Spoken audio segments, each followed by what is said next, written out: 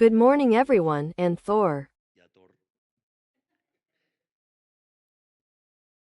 First, I want to express my gratitude for well-known entrepreneurs and authorities of the World Economic Forum who have come to Buenos Aires for the realization of this meeting. I know that some have come far to listen and see, firsthand, everything Argentina has to offer them. Let me tell them that they will not return home disappointed either by the policies against the private sector, the disinterest in encouraging the foreign investments they had previous administrations. It is not very common for our country to house this type of event, where foreign direct investment is formed and encouraged. Know that, from the beginning to the end of our management, we will advocate so that this type of conference continues. Just as we will work tirelessly for a country with a free and open economy to investments. I take this opportunity that, although my first speech in Davos has taken some global notoriety, I do not come, today, here to talk about the direction that the world has adopted, but rather, I come to tell them the course he has adopted, Argentina, since we assume. 10 months ago, almost 15 million Argentines decided to leave behind the recipes that impoverished our country for more than 100 years to start applying the ideas of freedom, which are the only ones that guarantee growth and progress. I do not want to delve into something that we have all heard many times, but the impoverishing model of the present state, which was implemented in Argentina during so many years, a country left us in ruina, where more than half of the Argentines are poor and with a GDP per capita that does not grow. Almost 15 years ago. You are right, Thor. He is saying that they do not offend the dogs, saying that they were the previous dogs.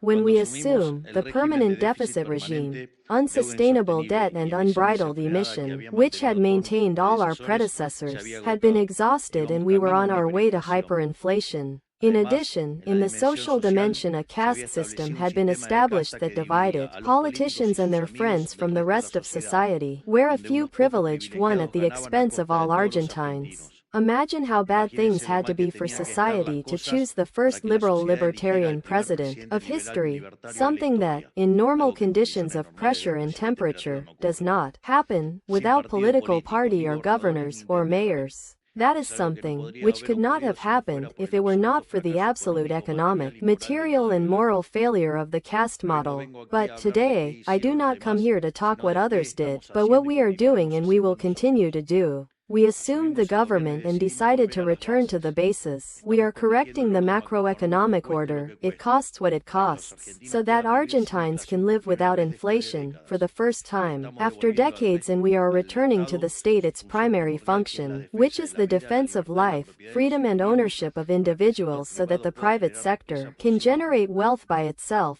That is, we are implementing the same ideas, which took 90% of the world population of poverty. It will not be easy, because we have the challenge of reconstructing the political, legal, institutional, productive and commercial reputation of a country, which has been punished by unscrupulous and gross politicians for too long. Therefore, precisely, because we start from the underworld, it is that we have to aspire to the top, and that is why the compass of this regime change points to a very clear long-term objective, to be the freest country in the world. In that line, we are building a new Argentina on three fundamental pillars: an orderly macroeconomy, anchored in the fiscal balance, a titanic effort to deregulate the entire Argentine economy that we have called the Great War on the Argentine cost, which we have here to our Colossus minister and world example, which is Federico Sturzenegger, and in the third place the recovery of the rule of law and compliance with the law, where the wonderful Minister Bullrich, every day, is responsible for putting the security issues in order. In the campaign, we already alerted about the importance of fiscal balance in our management. When assuming, on December 10th we reaffirm our commitment knowing that fiscal balance is the basis of economic stability and that a stable, predictable economy is attractive to investments and consumers. In these 10 months of government we achieved the first sustained fiscal surplus, default-free, of the last 123 years, in Argentina, in an unprecedented rudder throughout the planet. The economists, who told us that it was impossible for us to have no economic plan, the last 10 months, stirring the return of the deficit to destabilize ourselves, and did not give them pleasure. Product of that effort, of all Argentines, is that the value of our bonds doubled and we lower the country risk from 3,000 points to less than 1,100, and we will continue to go down and we will achieve, sooner or later, it is again an emerging country in the credit rating, and I am strongly committed because, at some point in management, we can become investment grade. Argentina asserts again because it has a government that, for the first time in decades, is doing what nobody wanted to do and prefers to say uncomfortable truths to comfortable lies. It is no accident that we have new investment ads every day, and that the ads of the rigid, that is a special investment regime that we have sanctioned, already is around $50 billion, while the rest of the leadership was dedicated to the stocks to individual freedoms with dire results. We come to put in stocks. Yes, in stocks. A stocks to the state once and forever. That is, in stocks to the state. The stocks are going to put it to the state, and it is precisely the drastic reduction of public spending, which we are carrying out, which will allow us to return, in tax casualties, to the private sector the product, which the state stole. Without going any further, this Monday we dissolved the Federal Public Revenue Administration, a superpopulated state agency, which was used to persecute the private sector and create a new tax entity by cutting 34% of its structure, that is, we lower the expense cutting to whoever collects. Returning to the idea of putting a stocks to the state, which is why we are fighting our own battle day by day, Thermopoliers with 6 senators, 39 deputies and the voice of millions of Argentines who support us on the street and in the networks against the great apparatus of the state party. Nobility obliges. I would also like to thank the sector of the political leadership, which does not seek to face votes, but seeks a true change for the country of their children and supports us by holding our vetoes and our reforms to guarantee fiscal balance and economic growth. There is another sector of the political leadership, a sector that all you want is that nothing changes, a sector that wants to continue protecting its privileges at the cost of all Argentines. That Carrancho opposition said we were leaving in January, he said we were going to Holy Week, he said we were going in June, and now they don't know where to get because the chainsaw is still more caught than ever. Secondly, we are carrying the most ambitious structural reform plan in history to get the boot from the state of the neck to those who produce, those who trade and those who work to reduce the cost of economic activity in all its dimensions. We have called this initiative the War on the Argentine Cost.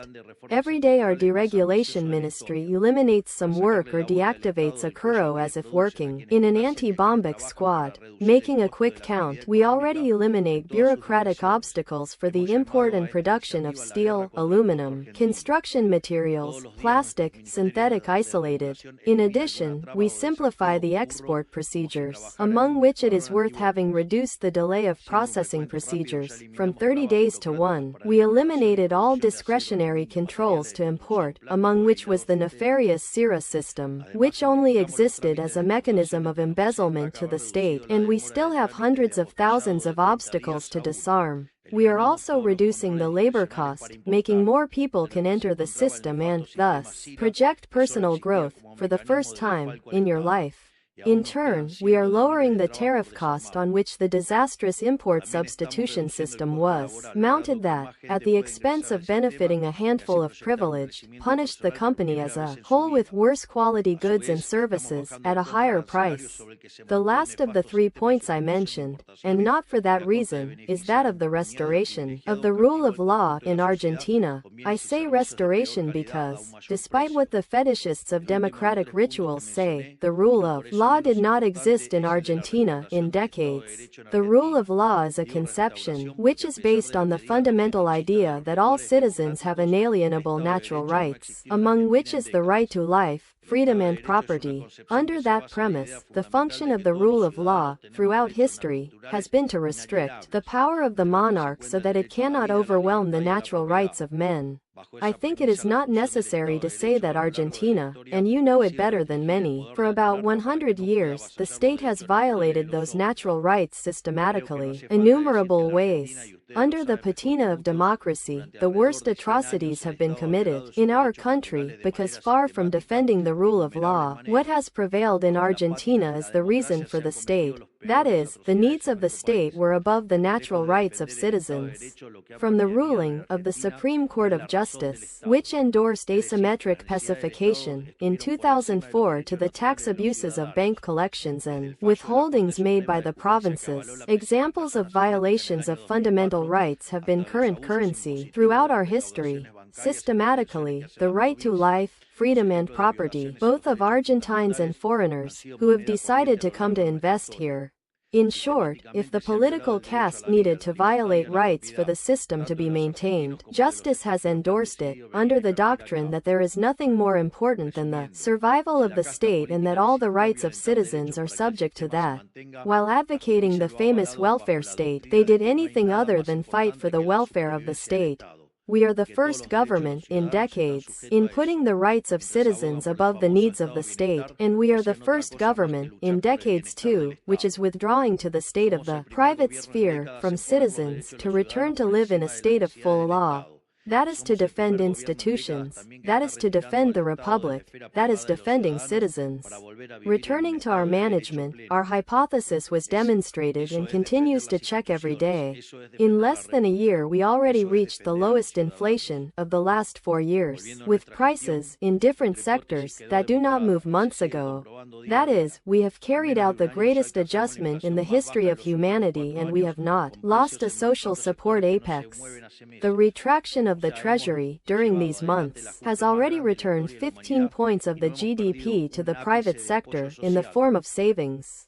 Continuing in this adjustment path is what allows you to finance private investment, which is the one that generates genuine growth because the private sector is based on voluntary relationships to grow and nobody voluntarily access what is not convenient. Above all, this adjustment, we carry it out without touching social spending.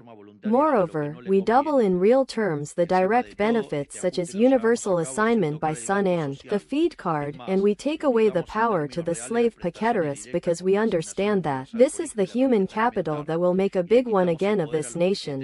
This, together with an excellent action by Dr. Patricia Bullrich, at the head of the security of our nation, is allowing us to recover public order at high speed, ending with the scourge of the pickets in a few months. We have even pacified Rosario, a city besieged by drug trafficking in record time. The effects of the birthday are noticed, sorry, but life is so. The cutting of the state, which we promise was not only in terms of spending, but also in terms of power over individuals. By the hand of the base law and the 70/23 DNU we have made the largest structural reform in history, which was 8 times larger than the Menem reform. This allowed us to have a jump of almost 90 positions in the ranking of economic freedom, and we will not stop until we are the freest country in the world, so we still have 3,200 reforms in the inkwell. We are doing duties to the rhythm that reality allows us. We know that recovering trust is not something that is done overnight. Not for nothing the saying that trust rises on a staircase and low in elevator. Argentina has been missing his word for 100 years and the world has been burning with milk 100 years. It is no accident that the Argentine population has chosen a guy who 3 years ago was in the private sector. It is because he knows that in the private sector if your word is not worth, you do not get anywhere. While politics, the less word one has, the higher it arrives in the ranks.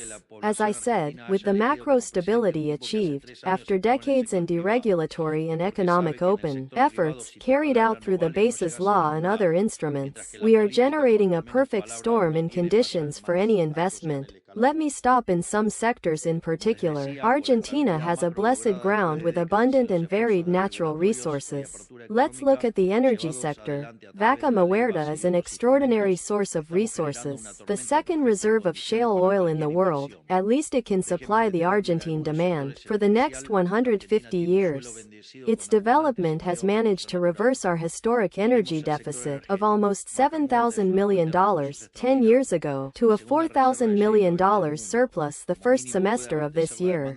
The energy deficit is already practically a thing of the past. And we still have a lot to grow. Thanks to the base law, we managed to modify the old hydrocarbon and gas laws so that, among other things, export becomes easier and faster. Let's look at mining. It is estimated that the Andes mountain range has 40% of world copper reserves. Without going any further, Chile exports $50,000 million per year in copper. Do you believe that God only blessed that side of the mountain range and that on this side, magically, there is nothing? So we have a huge mining potential in copper, even for being used. We also have the third largest lithium reserve in the world, with a dozen projects are already producing either in the exploration stage, as well as silver and gold farms. To that we must add the development of the primary sectors, in which Argentina is already spearhead, but whose potential was crushed for decades by the extractive regime, which used them as a source of foreign exchange to finance the capitalism of friends. I mean, of course, to the agricultural and agro-industrial sector. Our field produces food for 500 million people, but agriculture is not just the hacienda, soybeans, corn and wheat. It is also its derived products. It is also productive technology, both in genetics and machinery, in which Argentina is avant-garde, and it is also other sectors in which we are already protagonists, such as peanuts in Córdoba or as lemon in Tucumán, and others that are still a potential. Do you know how much export Chile in cherries? 50 times more than Argentina. Number 5, 50 times more.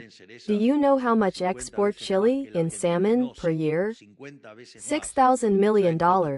Us? Fine, thanks. Imagine all the potential. And finally, the innovation and technology sector. The Argentine people are privileged in human capital because almost 100 years of collectivism taught us something, that Argentines have the ability to get water out of the stones and undertake in the worst conditions. Or do it seem chance that, despite being the country in the region with the lowest foreign investment of the last 15 years, we are at the same time that has most per capita unicorns? Imagine what the technological sector can achieve, especially in stable macroeconomic conditions and without the state boot in the neck. As I said on some other occasion, there is no force of the nature larger than an Argentine wanting to get ahead. Therefore, we want to make an artificial intelligence hub in Argentina, because we have cheap energy in cold places and with high land extensions to develop and supply computer centers, and because we have something that the next decades will be precious: faith and optimism in technological development, faith in entrepreneurs and regulatory freedom that corresponds to that faith, in a world in which every day they hide the private sector more and, above all, to the technological sector. To close, before winning the elections we knew that Argentina is a country where everything is about to be done, and since we assumed on December 10th of last year, we began to transform this decadent present that left us in the future of prosperity for each of the individuals who inhabit this soil. The model of freedom we are applying is not exclusive to Argentines. It is also an example for the rest of the countries in the region, which, to a greater or lesser extent, have also been punished by the same miserable policies of socialism of the 21st century. Open to the world, generate investment opportunity and allow those who must generate wealth, that is, you, the private sector, to do so without being suffocated by the voice of the state. That is the example we want to give. His cooperation is fundamental in this new chapter we are writing. We invite you to resume the prominence that the state unfairly stole them for so long. Again, I thank you for the trust and interest in our country being a strategic partner of you. Our commitment is to make Argentina the freest country in the world, for us, for our children and for all the men in the world who decide to inhabit the Argentine soil. Argentina will be free. Argentina will be great again. Thanks a lot. Long live freedom, damn it.